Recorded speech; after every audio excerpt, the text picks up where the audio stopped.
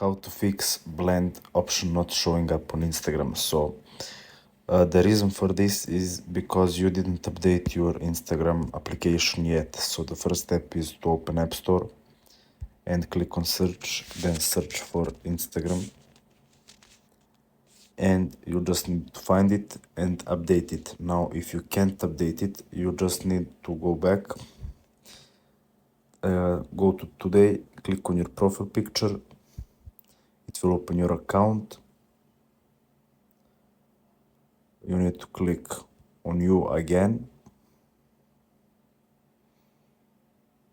It will open account settings. You just need to change your country/region on some, for example, Germany, because it gets updates first. So just swap it and go back. Update will appear to you. You can download it and blend will pop up. So that's it. Thanks for watching and see you in the next video.